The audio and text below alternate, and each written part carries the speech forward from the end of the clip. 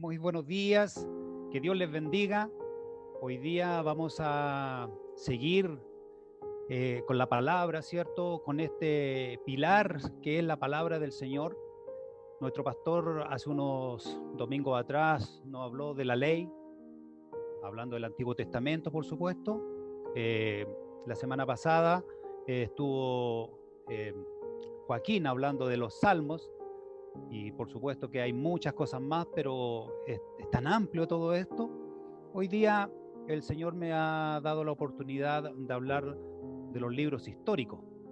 Lo vamos a tomar de esta manera, ya que el canon hebreo lo indica de una manera, pero lo vamos a tomar algo más sencillo, como lo hacemos nosotros y como están en nuestra escritura, donde se ve la ley, se ven los profetas, menores, mayores, se ven los salmos o los sapienciales, donde están los salmos, encontramos proverbios, Eclesiastés y Job también, por supuesto, Cantar de los Cantares.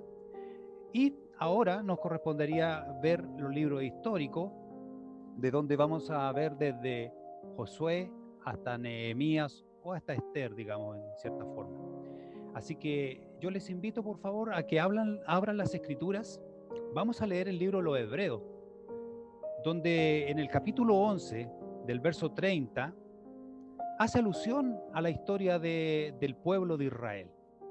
Por favor, tengan la bondad de buscar en sus Biblias, en sus celulares, ¿cierto? Hebreos 11, del verso 30 al 34. ¿Estamos listos, cierto? Bueno, comenzamos. Y dice así: en el nombre de nuestro Señor Jesucristo, por la fe cayeron los muros de Jericó después de rodearlos 7 días.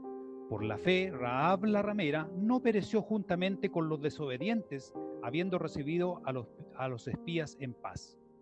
¿Y qué más digo? Porque el tiempo me faltaría contando de Gedeón, de Barak, de Sansón, de Jefté, de David, así como de Samuel y de los profetas, que por fe conquistaron reinos, hicieron justicias, alcanzaron promesas, taparon boca de leones, apagaron fuegos impetuosos, evitaron filo de espada, sacaron fuerzas de debilidad, se hicieron fuertes en batallas, pusieron en fuga ejércitos extranjeros. Hasta ese versículo vamos a leer las escrituras. La historia en sí, buscando por aquí, por allá, ¿cierto? Me llamó la atención, ¿qué es la historia? Y la historia dice que sirve para estudiar el pasado con el objetivo de poder dar explicación del presente. También dice que sin ella no podemos entender el presente. Sin la historia no podemos entender el presente, pero tampoco podríamos saber a dónde se dirige la humanidad. Por eso que es necesario saber de historia. Hay una frase que, bueno, está peleado por aquí, uno dicen que la dijo él, otros qué sé yo, pero dice así: quien olvida su historia está condenado a repetirla. Esta frase la escribió Jorge Agustín Nicolás Ruiz de Santayana, un español, pero saben que lo importante de esta frase es que se encuentra en Polonia, en los campos de concentración que tuvieron los nazis con los judíos. La historia vuelve a repetirse. La historia vuelve a repetirse. Si hablamos del pueblo israelita, puedo comentarles que en el año 1948 el pueblo se independizó y recién volvió a ser una nación. La ONU lo aceptó como una nación en 1948. Y en el año 1967, hermanos, pasó algo extraordinario, porque Dios sigue actuando en la historia de su pueblo. En 1967 se realizó la Guerra de los 6 días. Esa guerra, que era como la misma historia de de Goliat, ¿cierto? Y David, un gigante que eran los pueblos que estaban combatiendo contra Israel, como Egipto, Jordania, Irak y Siria, eran 10-1 en todo. Por ejemplo, la unidad de palestinos, de estas naciones, formaban cerca de 547.000 soldados. Tenían 957 aviones de combate. Tenían 2.504 tanques de guerra. Israel, el pequeño David, contaba con 50.000 soldados y una cantidad de reservistas, por supuesto, no soldados profesionales, reservistas. Contaba con 197 aviones. Lo importante es, en el caso de este grupo de países árabes, murieron 23.000 soldados, y en el caso de Israel, 777 soldados. Pero ¿sabe qué pasó? Que Israel ganó esta guerra en 6 días. En 6 días conquistó todos esos territorios. Llegó hasta la capital de Egipto. Y el 7º día descansó. Increíble, ¿cierto? Cómo la historia se vuelve a repetir. Pero yo no les quiero contar de esa historia. Yo les quiero contar de la historia de las Sagradas Escrituras. Esa historia que se desarrolla hace mucho tiempo atrás, desde el año 1200 aproximadamente antes de nuestro Señor Jesucristo. Si ustedes bien recuerdan, la ley termina con Deuteronomio y deja establecido que el pueblo tiene que entrar a conquistar su tierra prometida. El escritor y pastor, director también de un instituto, el hermano también de nuestra Iglesia Alianza, que en paz descanse, Pablo Hoff, dijo un día en su libro histórico, dijo: ¿alguna vez se ha imaginado usted una Biblia que no incluyera la historia de Josué, Sansón, David, Elías y tantos otros? ¿Se imagina qué pasaría si no estuvieran esas historias? Que son historias de escuela dominical, son súper interesantes. Entonces sería una Biblia que sería pobre, porque le faltarían historias que enriquecen la Biblia. Y son necesarios los libros históricos. Los libros históricos nos hablan de muchas cosas. Bien, comenzamos entonces. Quiero que me acompañen en un recorrido de los libros históricos. Muy sencillo, vamos a hacerlo para que ustedes puedan comprender. Veamos. Los libros históricos comienzan con el libro de Josué. El libro de Josué lo que hace es complementar al de Deuteronomio, donde Josué, junto a Caleb y un grupo nuevo de hebreos, tienen que entrar a conquistar la tierra de Canaán. El Señor había dejado a todos aquellos atrás, aquellos que no creyeron, cierto, que podían conquistar esa tierra, habían quedado atrás, pero estos hombres eran los que podían conquistar estas tierras. Y como esta generación nueva no conocía de las obras que había hecho el Señor, sino solamente las había escuchado, el Señor hace un milagro. Cuando van a cruzar el río Jordán para llegar a Jericó, el Señor abre ese río, así como lo hizo con el Mar Rojo, allá donde cruzó Moisés. El Señor lo hace con Josué, y cruzan y pueden conquistar Jericó, y toda la tierra empiezan a conquistarla. Es una época de conquista, es una época que el pueblo toma por heredad lo que el Señor les había entregado y les había prometido. Josué 21:45 dice: ni una sola de todas las buenas promesas que el Señor le había hecho a la familia de Israel quedó sin cumplirse. Todo lo que él había dicho se hizo realidad. Todo lo que él había dicho se hizo realidad. O sea, el Señor cumplió con lo que prometió.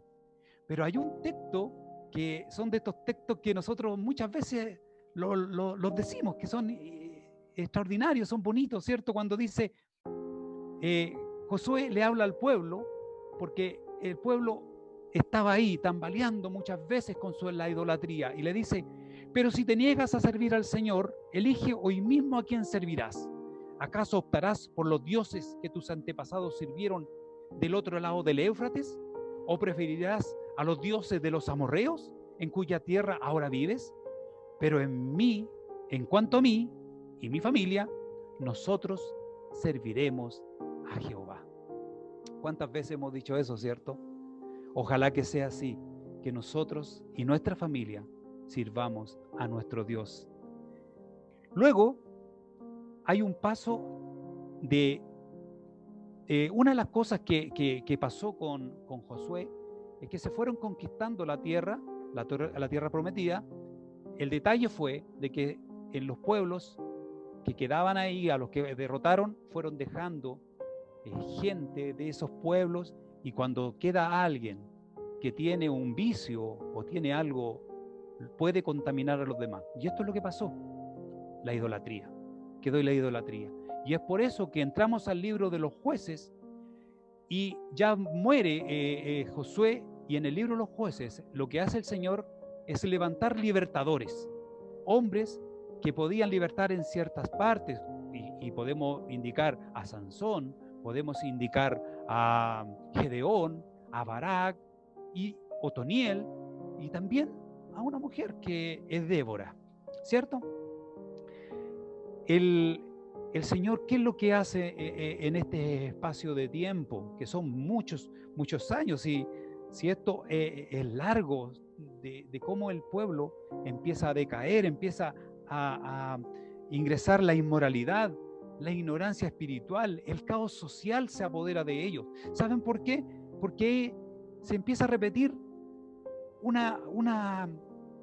digamos, algo que el pueblo empezó a realizar, que era la apostasía, el castigo, el arrepentimiento y la liberación. ¿Qué significaba esto? Que apostataban en contra del Señor. El Señor mandaba a ejércitos a apretarlos, a presionarlos. Ellos se arrepentían y luego el Señor los liberaba. Porque después del arrepentimiento el Señor libera a sus hijos.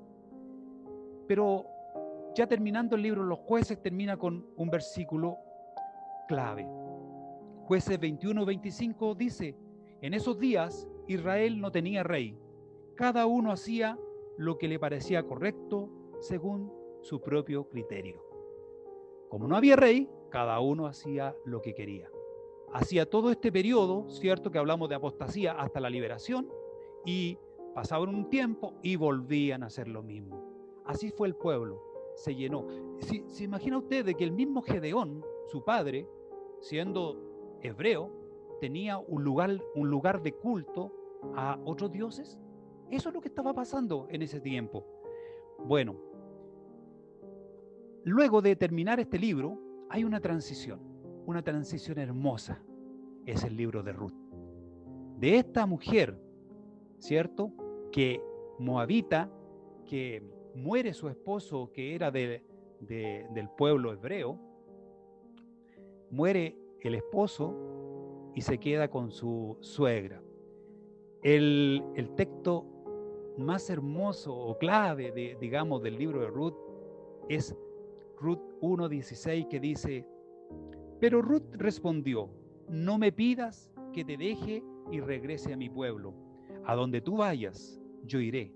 Donde quiera que tú vivas, yo viviré. Tu pueblo será mi pueblo y tu Dios será mi Dios. Este es el amor de un calzado. Es una historia preciosa, romántica, donde vos, ¿cierto?, conquista a esta mujer, se hace responsable por ser pariente cercano. Es una historia de amor. Dios también se preocupa de estas cosas simples, sencillas, pero que Él necesita que también fluyan en la vida de su pueblo y en la vida nuestra también. Bien, uno diría: ¿por qué está el libro de Ruth ahí? Bueno, de Ruth y vos viene el Mesías, o viene también el rey David. Es interesante. Luego nos encontramos ya con Samuel 1:2, ¿cierto?, donde se establece la monarquía. Aquí aparece Samuel, aparece Saúl y David. Samuel es el último juez, es el profeta también, y ahí se utilizaba de que Dios hablaba al pueblo, Dios controlaba al pueblo en ese intertanto con Samuel. Pero resulta que el pueblo no se convenció de eso. Miró hacia afuera, miró a los otros reinos, a los otros pueblos, y dijo: hoy, si los demás tienen rey, nosotros también queremos rey. Y nuestro Señor, Dios Todopoderoso, le permite que ellos tengan un rey también, y coloca a Saúl, un hombre valiente, de buena estatura, bien parecido, y el Señor lo coloca. Al principio Saúl comienza muy bien, obedece, pero luego su espíritu es muy complejo y empieza a cometer muchos errores, demasiados errores. Por eso que pierde después ese reinado, y lo pierde junto a este joven que es capaz de vencer a Goliat, llamado David. Empieza esta monarquía. Ahora se unen todos los pueblos en torno a un rey, uno de los más grandes de Israel, David. Y David, un hombre común, un hombre pastor pequeño, ¿cierto?, empieza a dirigir al pueblo de Israel. Fíjense que en el libro de Samuel hay versos también bonitos. Ejemplo, 1 Samuel 16:7 dice: pero el Señor le dijo a Samuel: no juzgues por su apariencia o por su estatura, porque yo lo he rechazado. El Señor no ve las cosas de la manera que tú las ves. La gente juzga por las apariencias, pero el Señor mira el corazón. Esa era la diferencia. Saúl, su corazón ya se había pervertido, y ahora mira el corazón de este pequeño y joven llamado David para hacer el gran reino. El joven David lo que quiere es hacerle un templo a su Dios. ¿Por qué? Porque Dios todavía estaba en tabernáculo y decía: ¿cómo yo tengo una casa y mi Dios no tiene un lugar donde cobijarse? ¿Cierto? Hablamos que ahí aparece el arca del pacto y todo eso. El Señor Dios Todopoderoso le dice que él no era el que le iba a construir su casa, debido a que sus manos estaban ensangrentadas, porque era un hombre de guerra. David era un hombre de guerra. Pero lo importante, interesante, en 2 Samuel 7:12, que le dice: cuando tu vida llegue a su fin y vayas a descansar entre tus antepasados, yo pondré en el trono a uno de tus propios descendientes y afirmaré su reino. ¿Qué significa esto? Que Dios fue colocando en el trono a los descendientes de David. Pero lo más importante, que el último descendiente de David, el que va a ser eterno, es Jesucristo el Señor. Él, el Rey de reyes y Señor de señores. Por eso que su descendencia sería eterna. Eso es lo que le prometió el Señor a David. Fue la última promesa. Luego nos encontramos con los libros de los reyes y libros de las crónicas, ¿cierto? Son muy semejantes porque hablan acerca de los reyes. Desde la muerte de David ingresa Salomón, un hombre que el Señor Dios Todopoderoso le entrega algo muy especial. ¿Qué quieres, Salomón, que te dé? Y él pide sabiduría. Dios le concede a este hombre sabiduría, y este hombre empieza a engrandecer el reino. Pero Dios también le pone algunas pautas de cómo debía gobernar. Primero le dice: no honrarás ni adorarás a dioses ajenos a él. Otra cosa importante: no tendrás muchos caballos, porque significaba que él no iba a hacer guerra, él iba a ser un rey de paz. Y lo otro, que no tuviera muchas mujeres y menos mujeres extranjeras, que era lo más inconveniente para un rey. Bien, Salomón hizo todo lo contrario. Primero, muchas mujeres, cientos de mujeres que él las hizo esposas, concubinas, etc. ¿Qué hicieron estas mujeres? Llevaron sus dioses y el mismo Salomón le rindió adoración a los dioses de aquellas mujeres. Y también se llenó de caballos. ¿Por qué? Porque también quería ser más poderoso de lo que él era. No entendió a Dios, no lo entendió. Su corazón quedó entenebrecido. Y de aquí aparecen Eclesiastés, los proverbios de Salomón y todos estos libros que usted también lee como libros de poemas y todo eso. Bien, Salomón muere y queda su hijo Roboam. Su hijo Roboam es mal asistido. El pueblo va y le dice que por favor le baje los impuestos y qué sé yo. Todo el pueblo, hablemos de toda la nación de Israel, de las 12 tribus, pero él escucha a los jóvenes, los amigos, aquellos que sirven para divertirse, pero no para aconsejar. Y es por eso que encontramos en Crónicas, segunda de Crónicas 10:11, un verso que dice así: si él, Roboam lo dice, si él les impuso un yugo pesado, este es el caso de Salomón, ¿cierto? Yo les aumentaré la carga, y si él los castigaba a ustedes con vara, yo lo haré con un látigo. ¿Qué significó esto? Que el pueblo se dividió. Este gran reino se divide en dos, en el reino del norte y en el reino del sur. En el reino del norte quedaron 10 tribus, en el reino del sur quedaron 2. Reino del sur, Judá, reino del norte, Samaria. El reino del norte tomó como rey a Jeroboam. Dios le dijo a Jeroboam que lo iba a hacer rey. Sí, le dijo. Pero tenía que también servirle a él. Pero Jeroboam no le hizo caso a Dios. Y empezó a adorar a Dios, según él, en otro lugar y no en Jerusalén, por miedo a lo que le podía pasar. Y de ahí en adelante, todo el reino del norte empieza a decantar en reyes muy malos. Y es por eso, si usted lee la Escritura, dice, él actuó según Jeroboam, o sea, actuó mal delante de Dios. Fue así como pasaron unos años y este reino del norte desaparece porque aparece el imperio asirio y los lleva cautivos, los toma, los junta junto a las mismas personas de su reino. ¿Y sabe qué? Ahí aparecen los samaritanos, porque no son de la sangre de los pueblos, sino que tiene conexión con otros pueblos, son los que quedan en esa tierra. Bien, ese es el reino del norte, desaparece, pero sigue el reino del sur, sigue por muchos años más, y encontramos dentro del reino del sur a algunos reyes buenos, los que seguían los caminos de David, y otros reyes que eran malos. Uno de los reyes buenos, fíjense lo que hizo.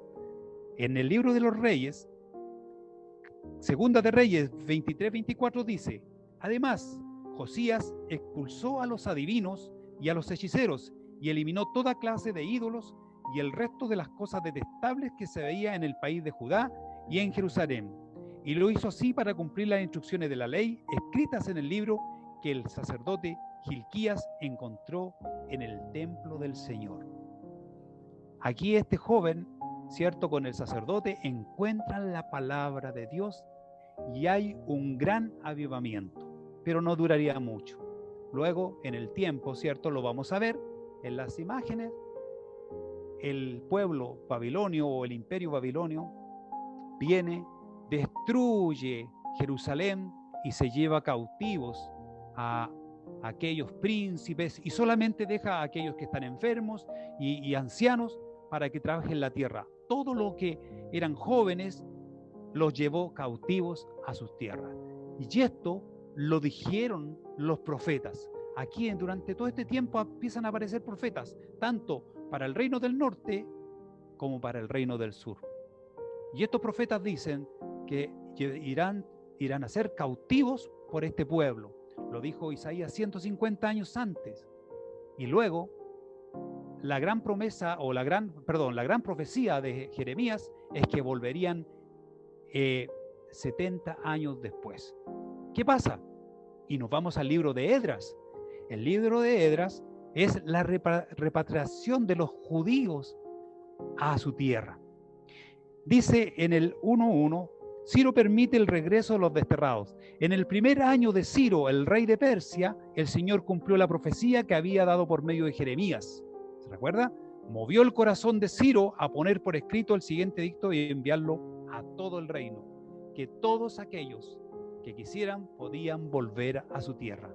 Y dentro de esto volvieron algunos príncipes, también volvió el sacerdote Esdras a la tierra. El siguiente libro, Nehemías, luego de que Esdras ya habían estado reconstruyendo el templo, vuelve Nehemías, y ustedes saben la historia del copero, ¿cierto? Que estaba triste y el rey le dice, ¿por qué te pasa esto? Le indica, un copero no podía estar triste delante de un rey, o si no era muerto. Pero en este caso, Dios tenía un plan y manda a Nehemías como gobernador para poder liberar al pueblo ahí que estaba sufriendo, como los mismos pueblos de alrededor estaban molestando a la reconstrucción del templo y de las murallas. Con Nehemías vuelve y se restaura los muros, que es importante. En esos tiempos los muros eran muy importantes. Nehemías 8:6 dice, entonces Esdras alabó al Señor, el gran Dios, y todo el pueblo, con las manos levantadas, exclamó, amén, amén. Luego se inclinaron y con el rostro en tierra adoraron al Señor. Nuevamente, al leer la palabra del Señor, el pueblo sintió, porque la palabra del Señor es una espada que cruza el corazón de las personas. Y ahí el pueblo, y hubo un gran avivamiento en el tiempo de Nehemías y Esdras. Terminan los libros históricos con un libro muy corto, o precioso en realidad, el libro de Esther. El libro de Esther, Dios no aparece en el libro. No aparece, no sale ninguna alusión a Dios ni a la religión, pero la mano del Señor está sobre este libro y sobre su pueblo. Este pueblo en tierras babilónicas iba a ser destruido, en tierras de los persas, ¿cierto? Iba a ser destruido, y una reina se levanta, una judía llamada Esther, y salva al pueblo de ser condenados y de no haber vuelto a su tierra. Por eso que se celebra la fiesta del Purim. Dice en Esther 9:28, en esos días se recordarían y se mantendrían de generación en generación y serían celebrados por cada familia en todas las provincias y ciudades del imperio. El festival de Purim nunca dejaría de celebrarse entre los judíos, ni se extinguiría de entre sus descendientes el recuerdo de lo ocurrido. Bien, yo quise saber y me metí a internet y busqué el Purim, y se celebra en el 2020. Hasta el 2020 se celebra esta fiesta religiosa, que es de que una reina lo salvó a el pueblo judío. Esos son los libros históricos. ¿Cuáles son los hechos trascendentes que Dios realizó en los libros históricos? Primero, le entregó Canaán como regalo a los hebreos mediante la conquista que dirigió Josué. Punto 2, inauguró la monarquía hebrea y en especial estableció la dinastía davídica. 3, disciplinó a los hebreos apóstatas entregándoselos a los caldeos, quienes los deportaron a Babilonia. El apóstata es apretado, ¿cierto? Disciplinado, porque el Señor disciplina al que quiere. Y 4, restauró el remanente fiel a la tierra de Canaán mediante el decreto de Ciro, el gran rey persa. Dios utiliza a quien quiere para hacer sus obras. En este caso, utilizó al rey Ciro. La pregunta es, ¿por qué debemos leer los libros históricos? ¿Por qué? Y algunos me dirán, hermano Alex, pero ¿por qué tenemos que leer los libros históricos si apenas leemos la historia de Chile? Y es verdad, pero lamentablemente debemos leer la historia de Chile porque la historia nos enseña lo que fue el pasado, lo que es el presente y lo que nos vendrá en el futuro, porque de ahí vienen todas las cosas de la historia. Y ahora, ¿tenemos que leer la historia de Israel? Sí, hermano, porque la historia de Israel nos habla de un futuro, un rey futuro, un rey que murió en la cruz del Calvario, fue a ser morada para nosotros, para que su reino, que no es material, sino espiritual, podamos nosotros llegar a él un día.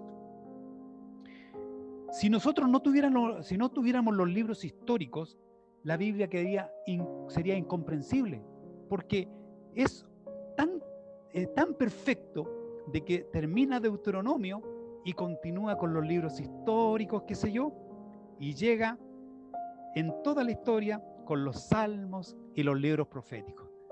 Es muy interesante. Miren, fíjense que los libros históricos contienen un mensaje que prepara a las personas a enfrentar la vida y sus desafíos, la existencia y sus aciertos, y las cosas cotidianas. Porque en los libros históricos no vemos a un David que siempre es perfecto, un superhéroe. Vemos a un David que pecó, un David que cometió un homicidio.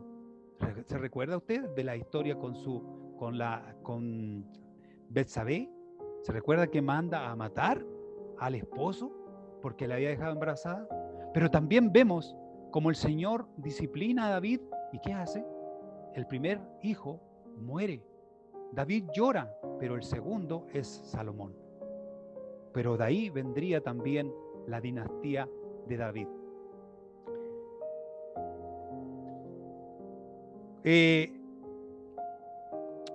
También nos da enseñanzas de valor, dignidad, grandes crisis, las dificultades de la vida, y incluso dice que podemos afrontar así las posibilidades de la muerte y sus temores.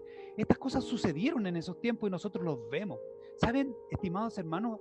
Acordándonos de cosas de la historia, vemos también como en el mismo caso del rey David y su familia, nosotros también tenemos familia, ¿cierto? Y pasan un montón de cosas. En el caso de la familia de David, también hubo una violación del hermano mayor a su hermana, la violó. Hubo un asesinato del hermano de esta joven, ¿cierto? Mata a su hermano, después le quita el trono a su padre. O sea, vemos que esto es algo natural de la vida. No quiere ocultarnos las verdades de la vida, los libros históricos. Al contrario, nos hacen ver las realidades que se viven. Lo importante, estimados hermanos, visitas, que estos libros entregan un mensaje de esperanza, un mensaje futuro, de seguridad, de redención, de restauración, liberación y salvación. Porque lo más importante de esto, que la historia que se cuenta es una historia de salvación. Eso es lo más importante de los libros históricos, que esto no tan solo es una salvación para el pueblo de Israel, sino también para nosotros a futuro. Concluyo con unas reflexiones. Así como Dios, ¿cierto?, escribió en la historia de su pueblo y quedó muy claro, la historia es muy interesante, ¿cierto? La pregunta es para nosotros hoy día, ¿cómo escribiremos nuestra historia?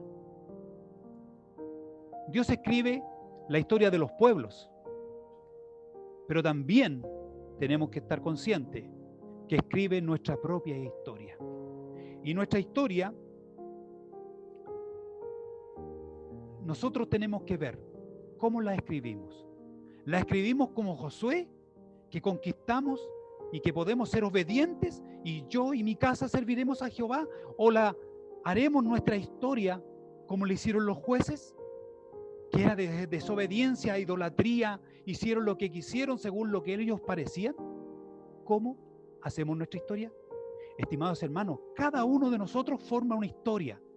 Cada uno de nosotros tenemos una vida y esa historia y esa vida que tenemos va a ser juzgada por nuestros hijos, va a ser juzgada por nuestra familia, va a ser juzgada por nuestros vecinos, por nuestros amigos, por todo. ¿Cómo quieres o cómo quiero formar mi historia? ¿Con Dios o sin Dios? Eso es lo que quiero dejar como reflexión hoy día. ¿Cómo? Es un tiempo de decisiones. Muchos hoy día están muriendo, estimados hermanos, sin haber tomado una decisión. Sin haber tomado una decisión. Llega la muerte, llega esta enfermedad y los tira a una cama y tienen que conectarlo y algunos nunca más despiertan. ¿Cuál fue su historia? ¿Tomó las mejores decisiones? Yo quiero invitar a mis hermanos cristianos, creyentes, hagamos una buena historia, tomémonos de la mano del Señor, dejemos los vicios atrás para que todo sea nuevo. Es necesario en este tiempo, es nuestra responsabilidad. Dios siempre está esperando, Dios siempre está ahí. Somos nosotros los que debemos dar los pasos de fe para alcanzar a nuestro Señor. Ahora, a nuestras visitas. Visitas, den pasos de fe. ¿Hasta cuándo van a esperar creer en Cristo? No es difícil, solamente dar pasos de fe, decirle, Señor, yo creo en ti. Hay que arrepentirnos de nuestros pecados, dejarlos a los pies del Señor para que Él haga conforme a su voluntad. El Señor murió en la cruz para llevarse nuestros pecados. Si tú te arrepientes, si tú dices, Señor, quiero ser tu hija, el Señor va a venir a tu vida. El Señor está golpeando a tu puerta, tu corazón lo está golpeando y está llamando a la puerta.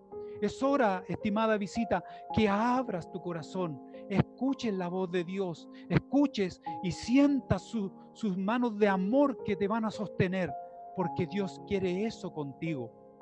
No tan solo con nosotros los que ya hemos creído, a nosotros nos sostiene, tenemos su Espíritu Santo que nos lleva y nos dirige por el camino a la vida eterna. Pero hoy día, estimada visita, quiere hacerlo contigo, quiere hacer un trato contigo, quiere que tú puedas decirle, Señor, quiero que seas mi Salvador, mi Dios y mi Señor. Que Dios bendiga todo lo dicho y que el Espíritu Santo del Señor pueda dejar en sus corazones, en sus vidas, en sus espíritus, lo hermoso de los libros históricos y lo más hermoso, la salvación que nos enseñó a través de estos libros por intermedio del único, Jesucristo nuestro Salvador. Dios les bendiga, oremos al Señor. Señor, en el nombre de Jesús he hablado. Señor, en el nombre de Jesús he entregado este mensaje. Señor, en el nombre de Jesús, Dios Todopoderoso, he podido indicar, Señor, lo que nos enseñan estos libros. Quizás muchas cosas quedan, Señor, sin poderlas explicar, porque esto es un gran estudio que uno realiza. Pero lo importante, Señor, que nosotros también tenemos una historia que vamos construyendo día tras día, momento tras momento, segundo tras segundo. Y yo por lo menos lo quiero hacer contigo. Quiero construir mi vida, quiero construir mi historia junto a ti. Porque un día, Señor, yo sé que mi historia va a dar un paso gigantesco y voy a estar en aquellas moradas celestiales donde tú has ido a preparar para aquellos que han creído. Gracias, Señor, Bendice a todos y cada uno de los que ha escuchado este mensaje. Bendice a todos y cada uno de aquellos, Señor, que hoy día están meditando en este mensaje y sobre todo a nuestras visitas, Señor. Aquellos que todavía no dan un paso de fe, que tú les bendigas, les ayudes y que pueda sostenerlos en el momento, Señor, que ellos decidan por ti. Gracias, Padre, en el nombre de Jesús, nuestro Salvador. Amén y amén. La tierra pasará, tu amor se mantendrá, solo es tu gracia, mi piedra angular. Lo muerto levantarás, tú siempre brillarás, la oscuridad no prevalecerá.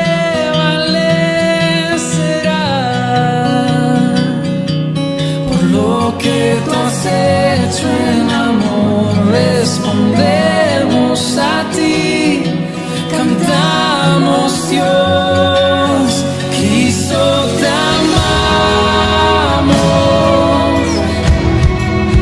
cuánto te amamos, nuestro corazón hoy te adora a ti. Tú la esperanza das, el huérfano tiene hogar, lo perdido encuentra su lugar en ti. Levantas nuestro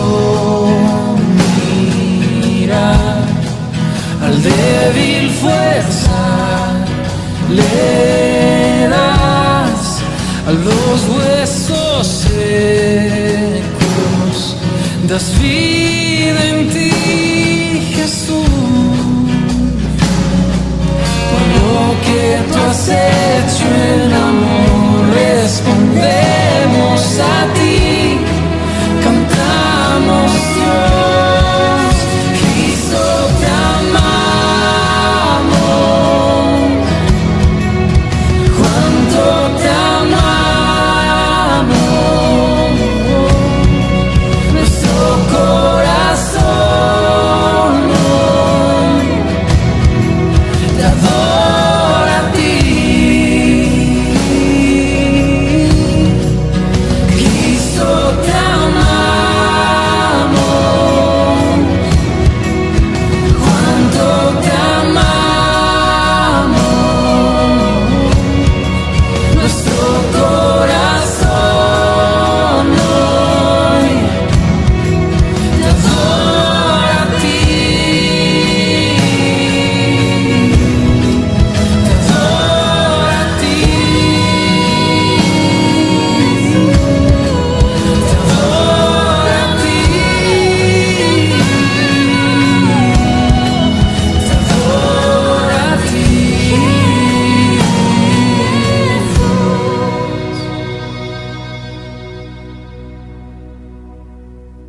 No